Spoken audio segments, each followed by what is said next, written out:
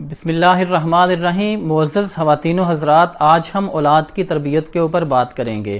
والدین بہت اچھے انداز میں بچوں کی تربیت کرتے ہیں، پھر بھی کچھ بچے بڑھاپے میں والدین کا سہارا نہیں بنتے۔ تو ایسی کون سی چیز ہے جو بچوں کی تربیت کے اندر رہ جاتی ہے؟ آج ہم ان پوائنٹس کے اوپر بات کریں گے کہ والدین اور اساتذہ کو کس نہج پہ بچوں کی تربیت کرنی چاہیے۔ معزز سامعین، والدین جب بچوں کی تربیت کرتے ہیں تو ان کی تربیت کے دوران ہر قسم کی ضروریات کو پورا کرتے ہیں،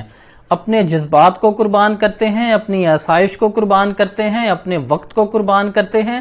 اور ہر ممکن طریقے سے بچوں کی ضروریات کو پورا کرنے کی کوشش کرتے ہیں۔ خود روکھی سوکھی کھاتے ہیں لیکن بچوں کے لیے ترنے والا مہیا کرتے ہیں، اور بچوں کے لیے والدین کے جذبات بھی بہت خوبصورت ہوتے ہیں، اور ایسے ہی بچپن میں والدین کے لیے بچوں کے جذبات بھی بہت خوبصورت ہوتے ہیں۔ لیکن کیا وجہ ہے کہ کچھ وقت گزرنے کے ساتھ ساتھ بچوں کے جذبات والدین کے لیے کم ہونا شروع ہو جاتے ہیں، اور بالخصوص جب بچے اعلیٰ تعلیم کے لیے یا ملازمت کے لیے بیرون ممالک جاتے ہیں تو پھر وہ آہستہ آہستہ اسی تہذیب میں گم ہو جاتے ہیں، اسی چوکا چون تہذیب میں گم ہو کر والدین کے لیے ان کے جذبات کم ہو جاتے ہیں، اور بالآخر برقی رابطے بھی ٹوٹ جاتے ہیں، جس کے نتیجے میں والدین مختلف پریشانیوں کا شکار ہوتے ہیں، والدین مختلف بیماریوں کا شکار ہوتے ہیں، اور والدین ڈپریشن کا شکار ہو کر بالآخر وہ بہت جلد بڑھاپے کے قریب پہنچ جاتے ہیں۔ آج ہم آپ کو بتائیں گے کہ بچوں کی تربیت میں کون سی چیزیں رہ جاتی ہیں جن کے اوپر اساتذہ اور والدین کو توجہ رکھنی چاہیے، اور وہ چیزیں تربیت کے اندر شامل کرنی چاہیے تاکہ آپ کے بچے آپ کے بڑھاپے میں آپ کا سہارا بن سکیں اور دنیا اور آخرت میں کامیاب زندگی گزار سکیں۔ اس حوالے سے سب سے اہم اور پہلی بات یہ ہے کہ بچوں کی تربیت کے لیے تعلیم اور تجربے کی ضرورت ہوتی ہے۔ اگر والدین اور اساتذہ بچوں کی تربیت تعلیم اور تجربے کی روشنی میں کریں تو اس کے نتیجے میں اس کے اثرات دیر تک رہتے ہیں، اور یہ تجربہ بچوں کی پرسنالٹی کے اندر ڈیولپ ہو جاتا ہے، اور اس طریقے سے بچپن کے اندر ہی سیکھی ہوئی بہت ساری چیزیں بچوں کو بہت عرصے تک یاد رہتی ہیں، اور پھر یہ تجربات نسل در نسل منتقل ہوتے رہتے ہیں۔ اور اگر تجربے اور تعلیم دونوں کو مد نظر نہ رکھا جائے تو پھر تربیت میں بہت ساری کمی اور خامی رہ جاتی ہے۔ آج کے جدید دور کے اندر خواتین بھی اس میں بہت زیادہ دلچسپی لے رہی ہیں، اور ہم یہ دیکھتے ہیں کہ مختلف بک اسٹالز کے اوپر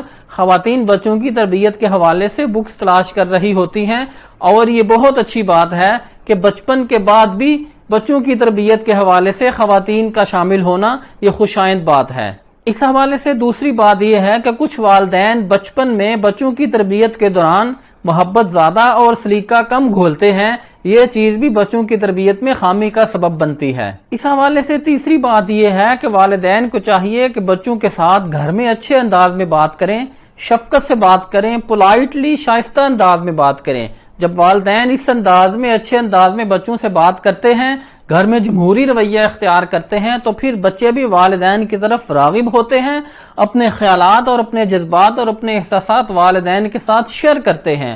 اگر گھر میں والد صاحب باہر سے آئیں اور غصے میں آئیں اور پریشانی میں آئیں تو اس کے نتیجے میں بچے کبھی بھی والدین کے ساتھ اچھا برتاؤ بھی نہیں کرتے، اور پھر وہ دور بھاگنے کی کوشش میں رہتے ہیں۔ جو والدین گھر میں بچوں کے ساتھ اچھے انداز میں بات کرتے ہیں، شائستہ انداز میں بات کرتے ہیں، تو پھر بچے بھی والدین کا حکم بجا لاتے ہیں، اور یہ اثرات دیر تک منتقل ہوتے رہتے ہیں، اور بچوں کی تربیت بھی اچھے انداز میں ہوتی رہتی ہے۔ آج کے دور میں والدین کے لیے یہ جاننا بھی بہت ضروری ہے کہ اللہ رب العزت نے بچوں کی تربیت کے حوالے سے کون سی ذمہ داریاں سونپی ہیں۔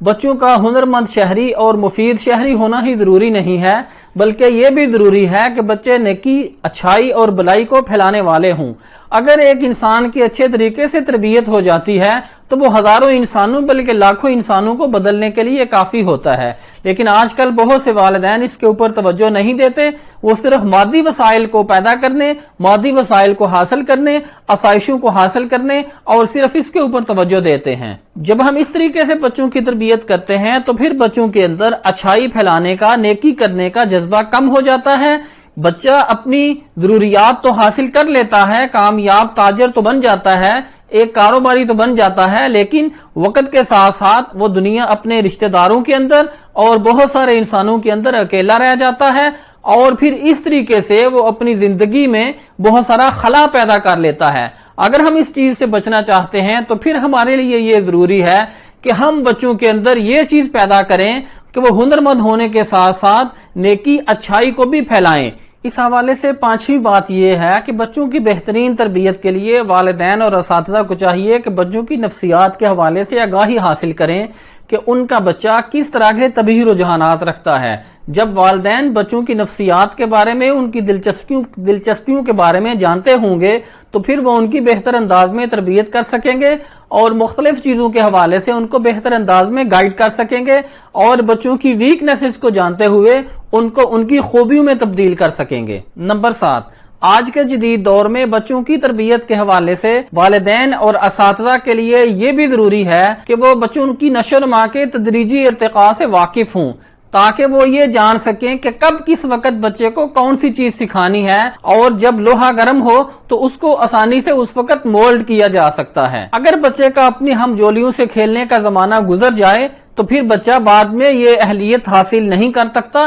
اور اپنی شخصیت میں الگ تھلگ رہنا شروع کر دیتا ہے۔ اس لیے نشو و نما کے تدریجی ارتقاء سے واقف ہونا والدین اور اساتذہ کے لیے بہت ضروری ہے۔ بچوں کی تربیت کے حوالے سے آخری اور اہم بات یہ ہے کہ آپ ان عظیم شخصیات کے بارے میں پڑھیں جنہوں نے دنیا بدل ڈالی۔ وہ کیسی مائیں تھیں کہ جن کی گود میں ایسی شخصیات پروان چڑھی۔ علامہ اقبال کو کیسے ان کی بیجی اور مولوی میر حسن نے حکیم الامت بنا دیا، اور کیسے محمد علی جوہر کی اماں جی نے ان کے جذبہ حریت کو مہمیز کیا۔ کس طریقے سے حضرت اسماعیل علیہ السلام نے قربان گاہ کے اندر لیٹ کر اپنے والد گرامی حضرت ابراہیم علیہ السلام سے فرمایا کہ ابا جان آپ کر ڈالیے جو آپ کو اپنے رب کی طرف سے کرنے کا حکم دیا گیا ہے۔ یہ فیضان نظر تھا کہ مکتب کی کرامت تھی، سکھائے تھے کس نے اسماعیل کو آداب فرزندی۔ اگر ہم بچوں کی تربیت میں ان پوائنٹس کو مد نظر رکھتے ہیں اور ان خصوصیات کی روشنی میں بچوں کی تربیت کرتے ہیں تو میں آپ کو یقین دلاتا ہوں کہ ہمارے بچے نہ صرف خود سے کامیاب انسان بنیں گے بلکہ معاشرے کے لیے بھی ایک مفید فرد ہوں گے اور بڑھاپے میں میرا اور آپ کا سہارا بنیں گے۔ بہت شکریہ۔ السلام علیکم۔